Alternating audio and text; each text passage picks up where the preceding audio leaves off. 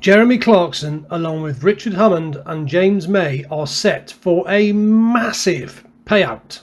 Not that they're short of a few bob anyway, and much deservedly so.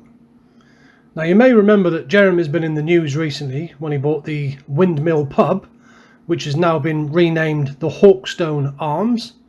You're probably also aware that he owns a brewery, or part owns a brewery called Hawkstone, which brews his Hawkstone lager and cider. So they've absolutely named the pub the Hawkstone Arms.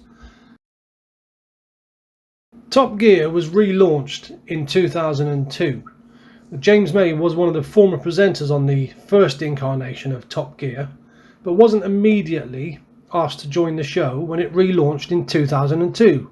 Richard Hammond co-presented it with Jeremy Clarkson along with Jason Dahl. James May replaced Jason Dahl in the following season.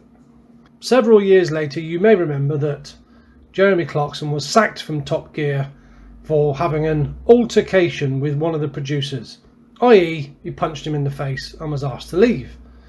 Now, James May and Richard Hammond showed a bit of solidarity and also left the programme, only to then go on and start the Grand Tour on Amazon Prime subscription service. And we can only imagine what money they got paid for that. But anyway, in the meantime, they set up their own production company called W. Chump and Sons, which was registered with Companies House. Now, recently in the news, it's been disclosed that they have liquidated W. Chump and Sons, and there seems to be a healthy bit of cash in the kitty, which will be divided out between the three. So we'd all heard reports that the Grand Tour was coming to an end, but now it would seem that that's official. Clarkson, Hammond and May are dissolving their TV partnership and closing up the shop on the production company W. Chump and Sons for good. And it's looking like the Zimbabwe special will be the last time we see them, because they're all doing their own things these days. Richard Hammond said earlier in the year, "The one thing we wanted to be in control of is deciding when and where and how we landed." Now, Jeremy Clarkson will continue filming Clarkson's Farm, and I'm guessing that Amazon will continue to order that as long as it stays popular. And James May and Richard Hammond will probably have their own things in the pipeline as well.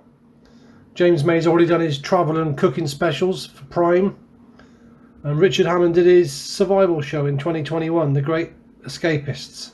So let's get down to the ugly stuff, the money. So it's in the declaration of solvency where the money set to be shared among the four men has been detailed. According to the Daily Mail, the document shows the firm has 22.9 million in cash and is awaiting a further 1.11 million injection from trade debtors. Therefore, Clarkson, May, Willman, that's Andy Willman, the producer, and Hammond each stand to pocket £6 million. Now, on top of what they're already worth, which I'm sure is quite considerable, and fair play to them, that is a nice little payday, £6 million each, plus the wages they would have took while they were filming the show on top of that. Excellent news. So, are you upset? Is this the last time we'll ever see them working together? What do you think?